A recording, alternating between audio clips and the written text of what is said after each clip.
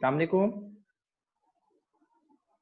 आप लोग सुन रहे हैं? वालेकुम सलाम। अच्छा जी, आज हम लोग जो डिस्कस करने जा रहे हैं, कल हम लोगों ने लिटिल बिट इंट्रोडक्शन डिस्कस किया था कि हमारा सिस्टम इंटीग्रेशन क्या होता है, और साथ में हमने उसका आर्किटेक्चर को एक जस्ट लाइक एन इंट्रोडक्शन हमने डिस्कस किया था।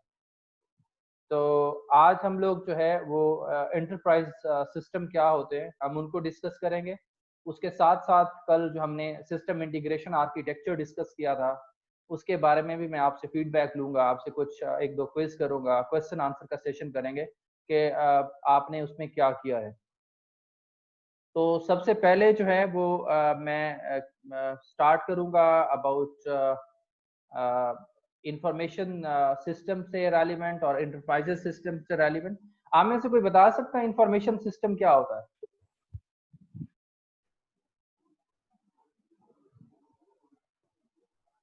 आप में से कोई बता सकता है इंटरप्राइज इंफॉर्मेशन सिस्टम क्या होता है? आप सुन रहे हैं? CR yes sir. यार रिस्पॉन्स क्या करें, पता चले जी इफेक्टिव क्लास है, इस तरह तो पता नहीं सर चलता। आपकी आपकी आवाज बहुत कट कट के आ रही है, इससे समझ नहीं आती है आपकी आवाज की। अच्छा, सबको नहीं आ रही? सेम केस है या सिर्फ आपके साथ? पहले पहले पहले आ रही थी, लेकिन अब थोड़ा कटने लग गई है, मतलब एक मिनट से कटने लगी है। अब आ रही है? यस सर, आ रही है, लेकिन थोड़ा थोड़ा कभी कभी कट जाती है इसमें। अच्छा, चलें स्टार्ट करते हैं। 16 पार्टिसिपेंट्स आर हियर। तो आज हमने डिस्कस करना है कि इंटरप्राइज सिस्टम क्या होता है। एक हमने सिस्टम को डिस्कस किया कि सिस्टम एक डिफरेंट कंपोनेंट्स का जो है वो कॉम्बिनेशन है। इस तरह से आज हम थोड़ा सा इसका नेक्स्ट इसको आई मीन देखते हैं फर्दर कि इसमें सिस्टम क्या होता है और सिस्टम कैसे बिहेव करता है। तो इसमें जरा मैं पहले आपके साथ थोड़ी सी आउटलाइन शेयर कर लूं। कल मैंने एक रैंडम जो इसकी आउटलाइन थी वो मैंने शेयर कर दी थी, बट वीक वाइज मैं उसको आज सॉर्ट आउट करके आप लोगों के साथ शेयर कर दूंगा। तो आज जो हमने डिस्कस करना है, हमने देखना है कि आईटी एप्लीकेशंस कौन कौन सी हैं जो एंटरप्राइज सिस्टम में इस्तेमाल की जाती हैं, और फिर बिजनेस में आईटी की एप्लीकेशंस क्या हैं और उनमें क्या इश्यूज हैं। आपने बिजनेस में कभी आईटी को देखा है कि कहीं बिजनेस में आईटी यूज हो रहा हो? काइंडली मुझे फीडबैक दिया करें, मुझे रिस्पॉन्स किया करें। आप में से किसी ने कभी बिजनेस में आईटी का यूज देखा है कि आईटी की एप्लीकेशन बिजनेस में यूज हो रही हो? डिफरेंट एप्लीकेशंस यूज होती हैं। जैसे हम किसी भी होटल वगैरह में उनका मैनेजमेंट सिस्टम होता है, होटल मैनेजमेंट सिस्टम होता है, या शॉप्स होती हैं, वो इन्वेंट्री मैनेजमेंट सिस्टम यूज कर रही होती हैं। तो डिफरेंट एप्लीकेशंस हैं जो ये आईटी की हैं।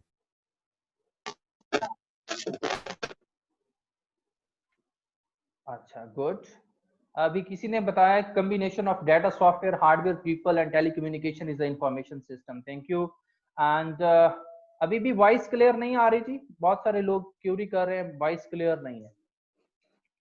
सर क्लियर नहीं आ रही, वॉइस आपकी कट जाती है। अच्छा, शायद कहीं इंटरनेट की कनेक्टिविटी का इशू है शायद, आई थिंक।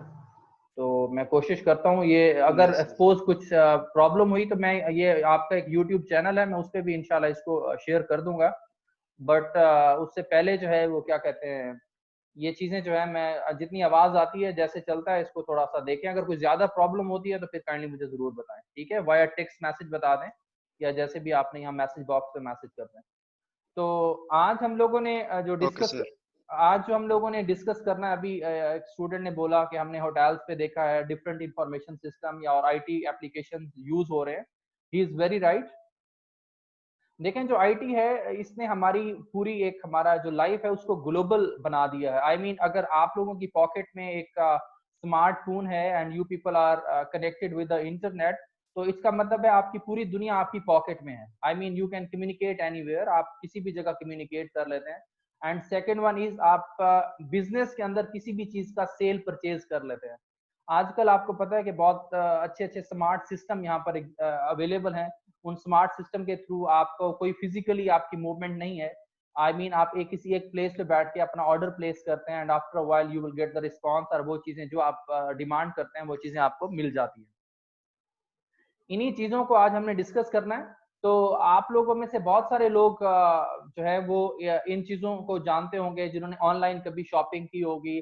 आप लोग घर में बैठे हुए कोई खाने की चीज मंगवा सकते हैं, आप कोई सूट परचेज कर सकते हैं, आप कोई आईटी का कोई सामान परचेज कर सकते हैं, आप अपना स्मार्टफोन परचेज कर सकते हैं। आई मीन हर चीज, इवन वेजिटेबल्स, फ्रूट, तमाम की तमाम चीजें ऑन कॉल अवेलेबल होती हैं। This is just because of IT. ये इसके पीछे जो बैकबोन है, आई मीन जो इसके पीछे सोर्स है, वो आईटी का सोर्स है। इसमें आज हम लोगों ने 3 डिफरेंट किस्म की एग्जांपल्स को डिस्कस करना है कि ईआरपी क्या चीज है, सीआरएम क्या चीज है और एससीएम क्या चीज है। एक हमने एंटरप्राइज रिसोर्स प्लानिंग कैसे करते हैं, फिर कस्टमर की रिलेशनशिप कैसे होती है, and finally you having the supply chain management, कि हमें कोई चीज मंगवानी है या भेजनी है, रिसीव करनी है, सेंड करनी है, तो उसके लिए कौन से प्रोसीजर्स हैं वो यूज किए जाते हैं।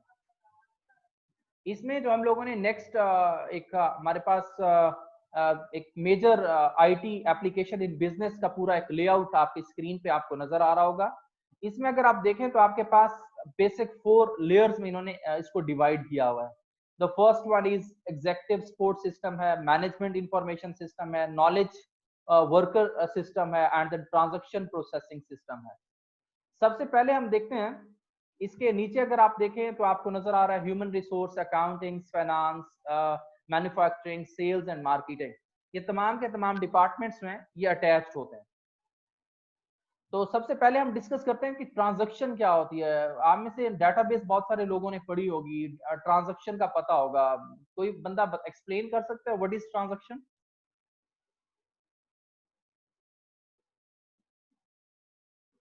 आप में से कोई एक्सप्लेन कर सकता है ट्रांजैक्शन क्या होती है? ये जो डाटा की प्रोसेसिंग होती है उसको ट्रांजैक्शन कह सकते हैं। फॉर एग्जांपल एक डाटा का स्टार्ट पॉइंट और एंड पॉइंट है, उसको मतलब स्टार्ट से लेकर एंड तक जो उसका प्रोसेस है उसको ट्रांजैक्शन कह सकते हैं। Yes, transaction basically is a working process. इसमें जहां पर आप कोई रिक्वेस्ट देते हैं, आफ्टर व्हाइल आपका वो काम सक्सेसफुली कंप्लीट हो जाता है, then this will be known as transaction. Like आप एटीएम मशीन पे जाते हैं, फर्स्ट ऑफ ऑल आप अपना कार्ड इंसर्ट करते हैं, आफ्टर दैट आप पासपोर्ट देते हैं, देन आप अपनी डिमांड बताते हैं कि what you have to do. I mean आपने कोई कैश विदड्रॉ कराना है या कैश को कहीं ट्रांसफर करना है, फंड ट्रांसफर करने हैं या कोई बिल पे करना है।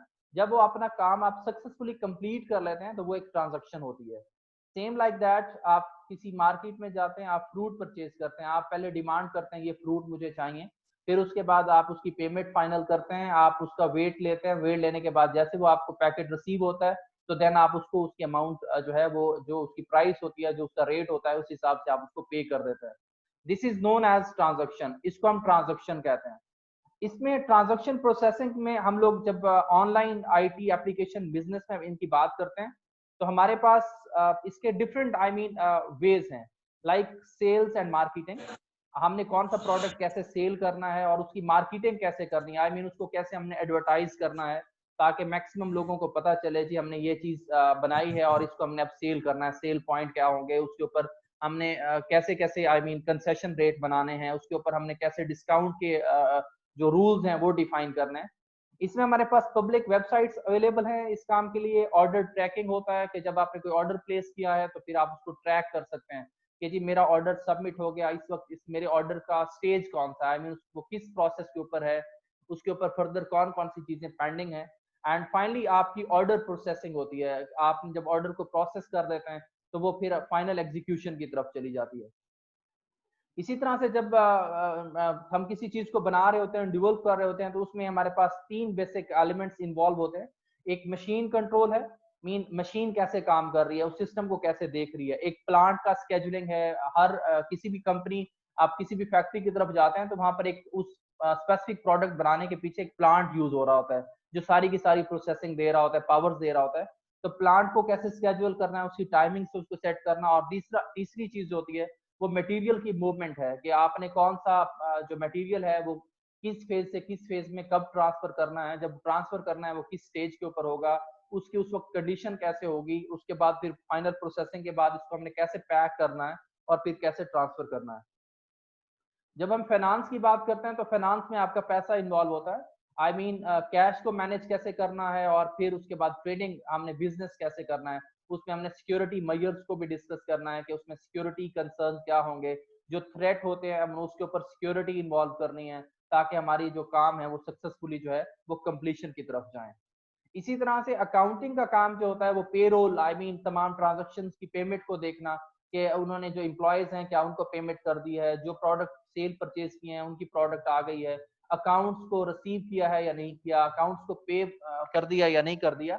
All these are integrated with accounting, जहां आई मीन चीजों की प्रोसेसिंग होती है in out, that is known as accounting.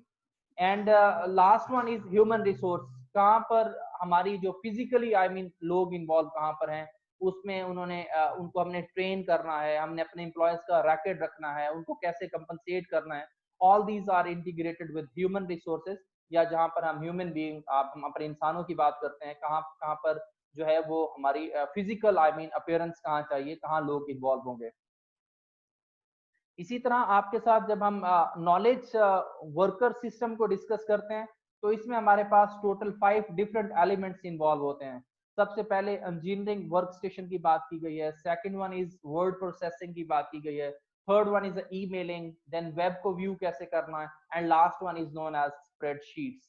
आप इन 5 वर्ड्स के साथ फेमिलियर है, आई मीन आपको इन चीजों का आइडिया है कि I mean engineering work station क्या चीज है, वर्ड प्रोसेसिंग क्या चीज है, ईमेलिंग क्या चीज है, वेब व्यू को कैसे व्यू करते हैं। जैसे अगर सपोज मैंने अभी आपके साथ एक स्क्रीन शेयर किया हुआ है तो then that is basically is a web viewing. आप किसी चीज को व्यू कर रहे हैं यूजिंग वेब।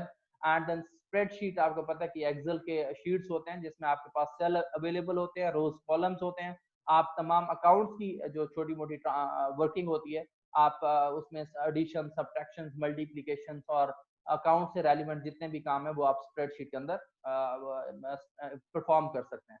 एंड देन आप ईमेल करते हैं। ईमेल क्यों करते हैं? आपको अगर कहीं एक तो होता है ना कि फिजिकली पेपर को एक जगह से दूसरी जगह भेजना, एक होता है आप उसकी सॉफ्ट कॉपी ट्रांसमिट करना चाह रहे हैं in a short time, in seconds, तो आप ईमेल कर देते हैं, इलेक्ट्रॉनिक मेल कर देते हैं, और वो जो आपका स्पेसिफिक डॉक्यूमेंट होता है वो इंटरनेशनली इन सेकंड्स जो है वो ट्रांसफर हो जाता है।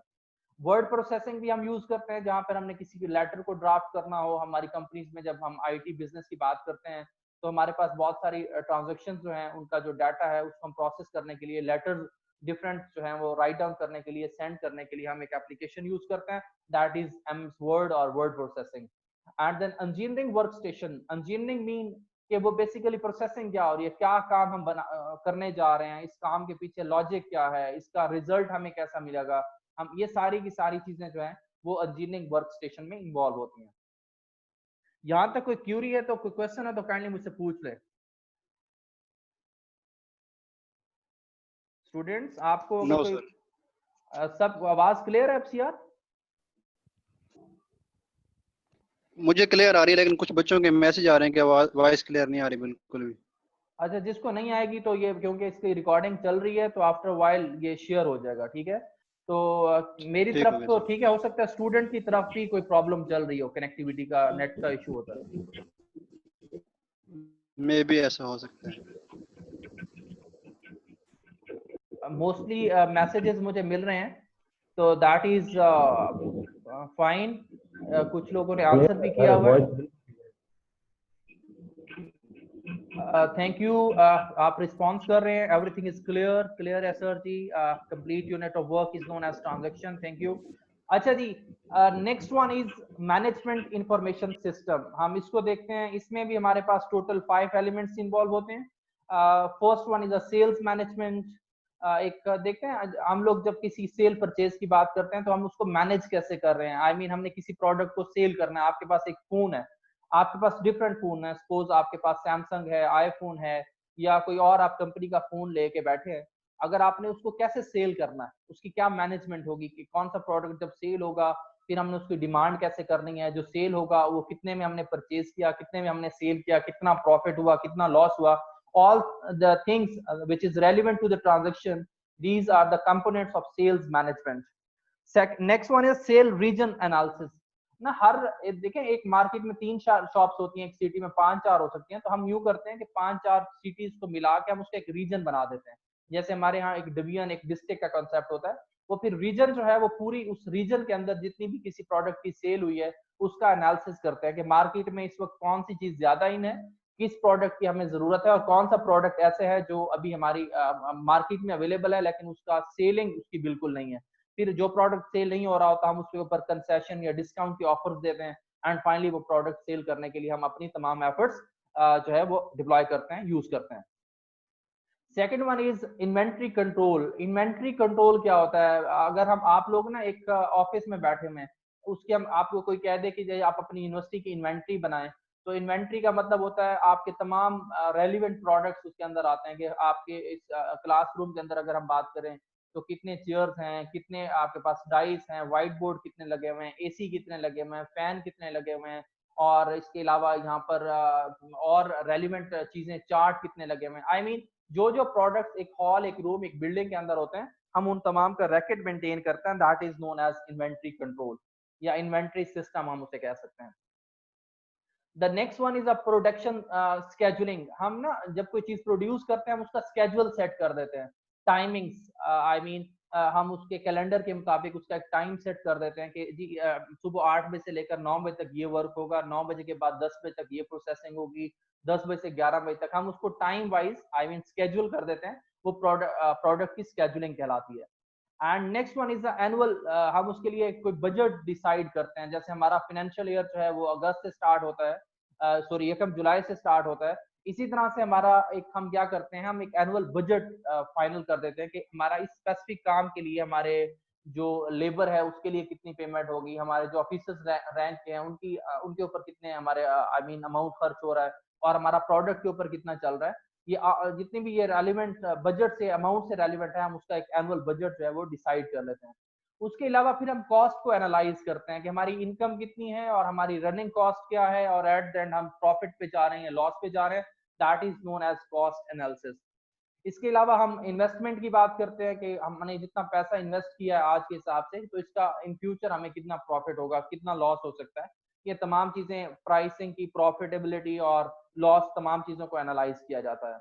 And then relocation analysis. हम डिफरेंट लोकेशन के ऊपर जाकर उसको डिफरेंट लोकेशन पे जाकर उसी प्रोडक्ट को देखते हैं, उसका एनालिसिस करते हैं कि हमने अगर इसको यहाँ से यहाँ ट्रांसफर कर दिया है लोकेशन पे, तो लोकेशन बहुत मैटर करती है किसी भी चीज की सेल के ऊपर। अगर आपने कोई अच्छी मार्केट में कोई अच्छा शॉपिंग मॉल बना के किसी गांव में डाल दें, तो वहां पर उसका कोई आई मीन कोई आपको आउटपुट नहीं नजर आएगा, आपका सारा काम लॉस पे चला जाएगा।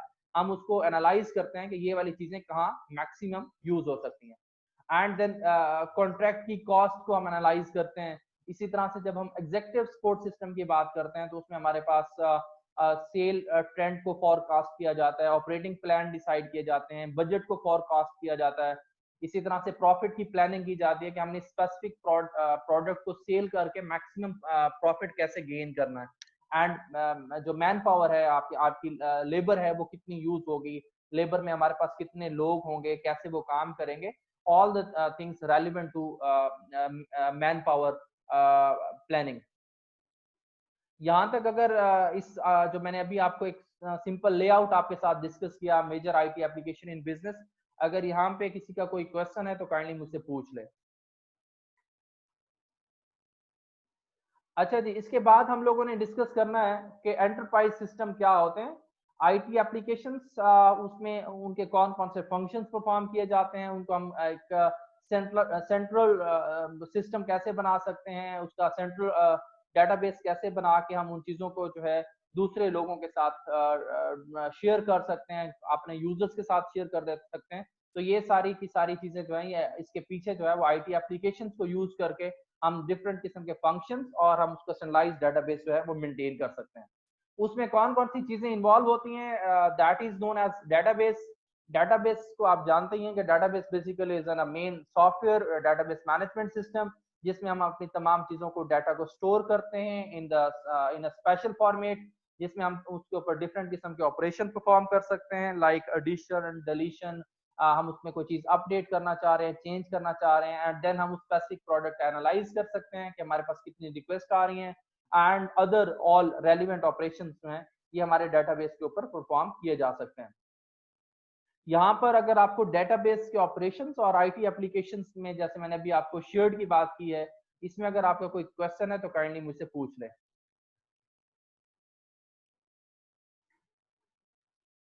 अच्छा जी, next one is known as ERP, enterprise resource planning. इसमें हम लोग, हमारे पास दो चीजें होती हैं, एक कस्टमर और जो दूसरी मेन बॉडी होती है that are known as supplier. जो चीज सप्लाई करते हैं वो कौन सी लोग इन्वॉल्व हैं, एंड देन कस्टमर जो है वो कैसे बिहेव करता है, और सेंटर में हमारे एम्प्लॉयज या हमारे मैनेजर्स और हमारी जो टीम है वो इन्वॉल्व होती है। तो सबसे पहले हम डिस्कस करते हैं कस्टमर में कौन कौन से एलिमेंट्स इन्वॉल्व होते हैं। उसमें हमने sales force and customer services हम डिस्कस करते हैं, सेल्स एंड डिलीवरी एप्लीकेशंस हमारी इन्वॉल्व होती हैं, एंड साथ में हमारी सर्विसेज की एप्लीकेशंस होती हैं कि हम सर्विसेज कौन कौन सी प्रोवाइड कर रहे हैं अपने कस्टमर को। एंड जब हम सप्लायर की बात करते हैं तो वो हमारे एडमिनिस्ट्रेटर या वर्कर वो कैसे काम करते हैं, उनमें फाइनेंशियल एप्लीकेशन कौन कौन सी हैं, जब हम उसे मैन्युफैक्चर करते हैं उस वक्त कौन कौन सी एप्लीकेशन इन्वॉल्व है, और इन्वेंट्री एंड सप्लाई एप्लीकेशन कौन कौन सी इन्वॉल्व है। ये सारी की सारी चीजें ERP में इन्वॉल्व होती हैं। अब आपसे इसके अलावा जो मेन हम एक डेटाबेस की बात करते हैं which is known as central database. Central database is connected with the customer and supplier as well. आपका कस्टमर और सप्लायर तमाम के तमाम लोग जो होते हैं they are connected with the central database. Central database को ये हिट करते हैं, अप्रोच करते हैं, रिक्वेस्ट करते हैं, एंड आफ्टर दैट आपका सेंट्रल डेटाबेस है वो बिहेव करता है, रिस्पॉन्स करता है against the question, against the query. इसमें हमारे पास सेंट्रल डेटाबेस कौन कौन सी चीजों को देख सकता है, that is known as reporting application and human resource management application. The people who are known as employees as well, वो ह्यूमन रिसोर्सेज HRM में जो है MS में ह्यूमन रिसोर्स मैनेजमेंट सिस्टम में इन्वॉल्व होते हैं। इसमें एप्लीकेशंस यूज की जाती हैं, and on the top managers and the stakeholders जो हैं जो उस बिजनेस में इन्वॉल्व है, जो उसमें इन्वॉल्व हैं, जो काम कर रहे हैं, जो उसमें मैनेजमेंट की सीट्स के ऊपर हैं, मैनेजमेंट का रोल प्ले कर रहे हैं, या दूसरे ऑब्जेक्ट्स हैं, that are known as stakeholders. इसी तरह से बच्चे जो नेक्स्ट हमारे पास है which is known as integration. I mean हम इन चीजों को इंटीग्रेट कैसे करते हैं डिफरेंट सॉफ्टवेयर्स को हम अपनी बिजनेस के अंदर। that is again the next topic which is again I'm saying about ERP। इसमें हमारे पास आपको ऊपर नजर आ रहा है कि integrate many software application and business functions using a common database. हम एक सेंट्रल डेटाबेस यूज करते हैं which is known as common database. ये हमारी सॉफ्टवेयर एप्लीकेशंस को और बिजनेस फंक्शंस को कंबाइन करता है, and then all the things which are relevant to the business and applications, ये तमाम का तमाम जो डाटा है हमारा सप्लायर का, हमारे कस्टमर का, हम उस सब चीजों को डेटाबेस में स्टोर कर देते हैं और वहां से हम सारी चीजों को एक्सेस करते हैं। इसके बेनिफिट्स क्या हो सकते हैं जी, जब हम एक चीज का डेटाबेस जनरेट करते हैं तो उसके कौन कौन से बेनिफिट्स हैं। इसमें साइकिल टाइम रिड्यूस हो जाता है और फास्टर इंफॉर्मेशन हो जाती है, ट्रांजैक्शन हमारी अच्छे फास्ट वे में हो सकती हैं। उसके अलावा हम अपने फाइनेंस को बेहतर तरीके से मैनेज कर सकते हैं, और हमारे पास जो है वो ग्राउंड वर्क जो होता है उसको हम डिस्कस कर उसको देख सकते हैं। और नेक्स्ट वन इज हम उसको इंकरेज कर सकते हैं ऑर्गेनाइजेशन का, या जो हमारे लोग प्रोसेसिंग में इन्वॉल्व होते हैं उन सारे लोगों को हम जो है वो देख सकते हैं और अप्रिशिएट कर सकते हैं उनकी वर्किंग्स को। तो अभी मैं आप लोगों को एक छोटा सा टास्क दे रहा हूँ। जब हम लोग IT का बिजनेस में रोल देखते हैं तो आप में से मुझे रिस्पॉन्स करें, अगर आपको मेरी आवाज क्लियर नहीं आ रही है तो आप मुझे वाया मैसेज भी बता सकते हैं यहाँ पर जूम के ऊपर ही। आप में से कितने लोगों ने आज तक ऑनलाइन कोई ट्रांजैक्शन परफॉर्म किया है, इन द सेंस आपने कोई चीज सेल की हो या ऑनलाइन कोई चीज परचेज की हो। तो काइंडली अपने जो है ना अपना एक्सपीरियंस आप वो जो आपने कोई क्यूरी जनरेट की वो क्या प्रोसेसिंग था, आपने कैसे अपनी रिक्वेस्ट जनरेट की, कैसे वो काम हुआ। काइंडली जिन लोगों ने रेज हैंड किया तो काइंडली एक्सप्लेन करें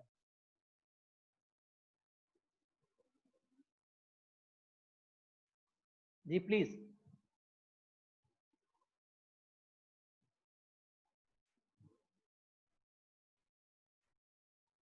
जी अब्दुल हक साहब।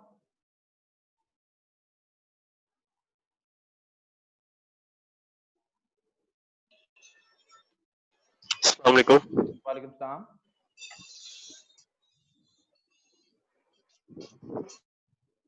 जी सर, ट्रांजैक्शन का ये मुझे थोड़ा सा है एक्सपीरियंस।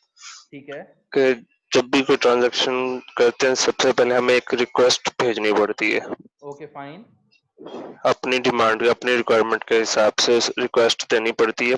तो जो उसमें जो रिक्वेस्ट सेंट्रल में डेटाबेस सिस्टम होता है वो उस रिक्वेस्ट को प्रोसेस करता है। आपके रिक्वेस्ट में कौन कौन से एलिमेंट्स इन्वॉल्व होते हैं?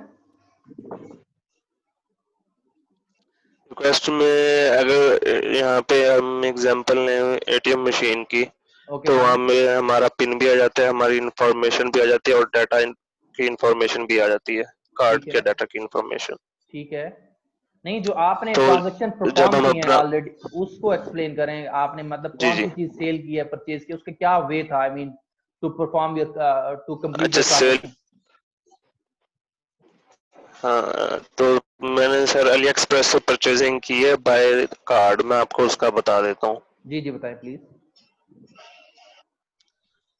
अली एक्सप्रेस में ये है कि सबसे पहले हमें वो प्रोडक्ट चूज करना होता है जो हमने बाय करना होता है। ठीक है, जब हम प्रोडक्ट चूज करते हैं तो हमें उसकी अवेलेबिलिटी के बारे में बताया जाता है कि ये अवेलेबल है या नहीं। Okay fine. अब देखें ना, अगर वो अवेलेबिलिटी के बैक एंड अवेलेबल पे क्या होता है तो हमें आप काइंडली जब आप ये चीजों को एक्सप्लेन करें तो इनको इंटीग्रेट करते जाएं डेटाबेसेस के साथ कि किस वक्त कौन सा डेटाबेस यूज हो रहा है। ठीक है सर आवाज कट रही है आपकी, जी, एक्सप्लेन करें काइंडली। आवाज कट रही है। आप एक्सप्लेन करें। सॉरी सर आपकी आवाज क्लियर नहीं आ रही।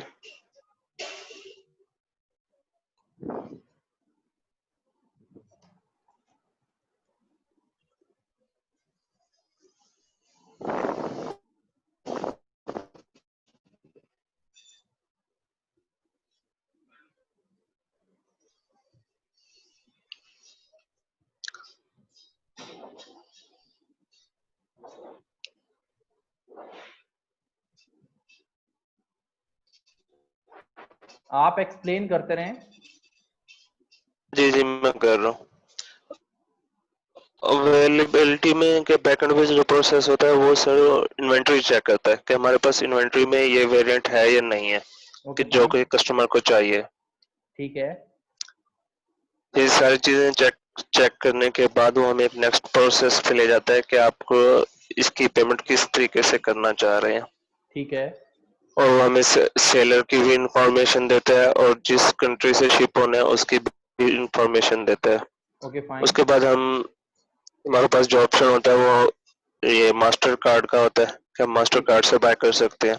ठीक है, तो हमसे कार्ड की सारी इंफॉर्मेशन लेते हैं, मतलब कार्ड का नंबर, कार्ड का पिन, एक्सपायरी वगैरह और होल्डर का नेम।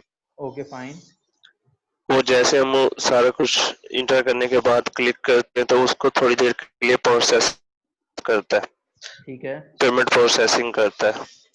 जैसे पेमेंट ट्रांसफर हो जाती है उसे डन करके हमारा ऑर्डर प्लेस कर देता है। और उसके बाद हमें एक नोटिफिकेशन आ जाता है कि आपका ऑर्डर प्लेस्ड हो चुका है और हमें बैंक से भी एक मैसेज आ जाता है कि इतने पैसे आपके कट चुके हैं। Okay fine. तो ये सारा जो आपकी एक ट्रांजैक्शन, जैसे आपने कोई प्रोडक्ट परचेज किया तो इसमें इंटरनेशनल, आप जैसे कह रहे हैं आपने किसी और कंट्री के साथ इंटीग्रेट था, तो इसको आपकी आई मीन जब आपको जी रिसीव जी हुआ तो इसमें कितना टाइम लगा था?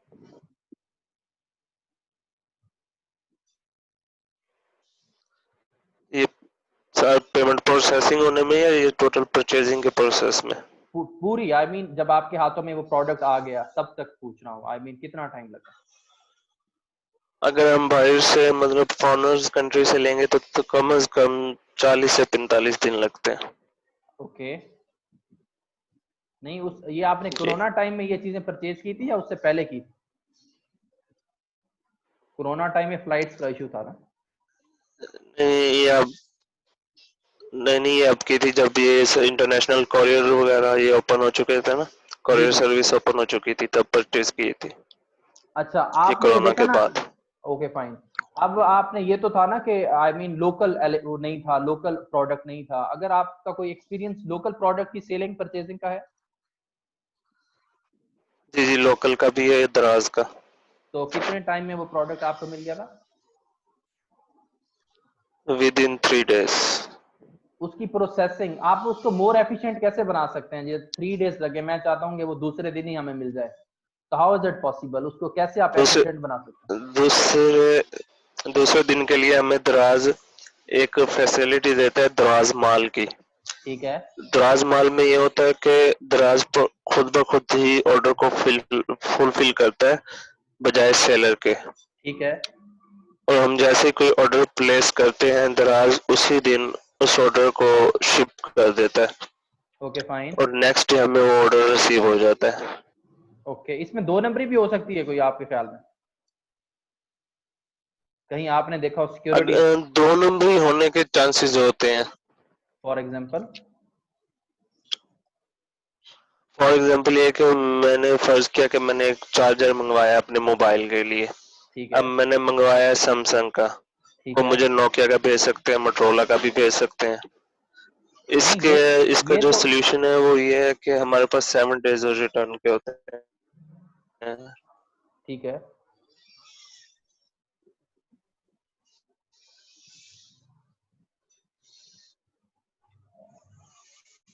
चलें जी, thank you very much. Anything आपकी आवाज एल्स? कट रही है। तो नेक्स्ट कोई और स्टूडेंट है जो अपना थैंक यू कुछ सर। कोई अपना एक्सपीरियंस शेयर करना चाहे, प्लीज बताएं। अभी मैं आपको एक छोटी सी असाइनमेंट दे रहा हूं जो आप लोग मुझे ग्रुप में चाहे शेयर कर दीजिएगा, वाया व्हाट्सएप ग्रुप जहां बने हुए हैं आप दोनों के। आप लोगों ने पाकिस्तान में इस वक्त चेक करना है कि हमारे पास ऑनलाइन बिजनेस में कौन कौन से एलिमेंट्स और कौन कौन सी कंपनीज इन्वॉल्व हैं। जो उसमें आपने फूड को भी इन्वॉल्व कर लेना है, like food Panda, all that, ठीक है। और आपने मुझे लिस्ट बना के सेंड करनी है, शेयर करनी है कि ये वाले कंपनीज हैं, ये हमें ऑनलाइन ऑफर करते हैं, ये वाले लोग हमें ऑनलाइन ऑफर करते हैं और इनकी प्रोसेसिंग का ये वे है।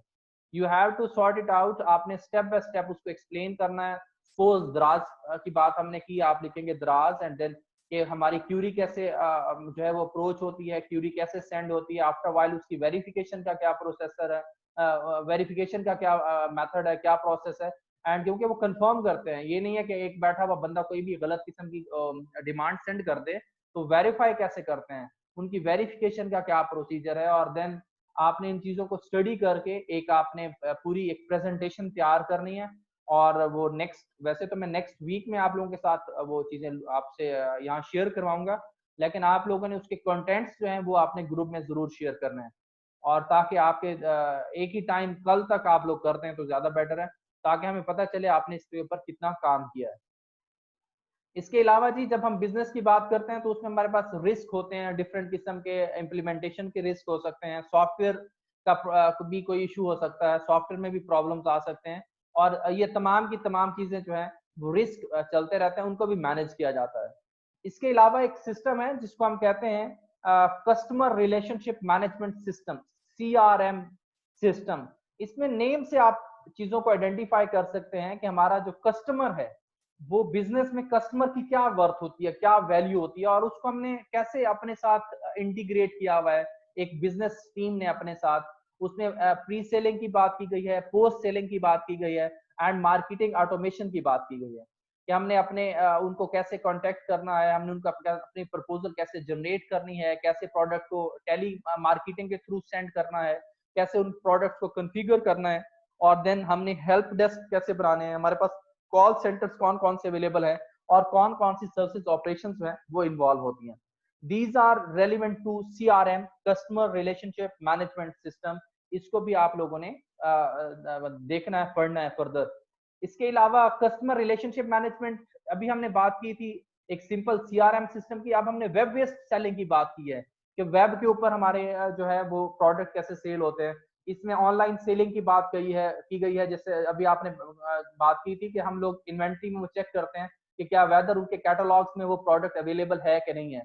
फिर हम शॉपिंग कार्ड्स के थ्रू, क्रेडिट कार्ड के थ्रू, शॉपिंग लिस्ट के थ्रू, और फिर उनकी कॉन्फ़िगरेशन के बाद हम उन प्रोडक्ट की जो प्रोसेसिंग होती है, क्यूरी प्रोसेसिंग, रिक्वेस्ट प्रोसेसिंग, उसको कंप्लीट करने के बाद हम उसको ले सकते हैं। इसके अलावा जब भी आप कहीं ऑनलाइन शॉपिंग कर रहे होते हैं तो वहां पर हमारे पास एक हेल्प डेस्क भी अवेलेबल होता है जो आपको क्या करता है, ऑनलाइन जो सर्विसेज हैं वो प्रोवाइड करता है। एंड लास्ट में एक आपके पास टीम होती है जो तमाम के तमाम प्रोसेसिंग की ट्रांजैक्शन को एनालाइज करती है, उसको मार्केटिंग एनालिसिस कहते हैं, जिसमें वो तमाम की तमाम चीजों को ट्रैक करती है कि इस वक्त कितने कस्टमर ने अपनी रिक्वेस्ट जनरेट की है और अगेंस्ट हमारी जो मैनेजमेंट टीम है उन्होंने उनके साथ क्या बिहेव किया है, उसको सक्सेसफुली कंप्लीट किया है या नहीं किया या पेंडिंग है।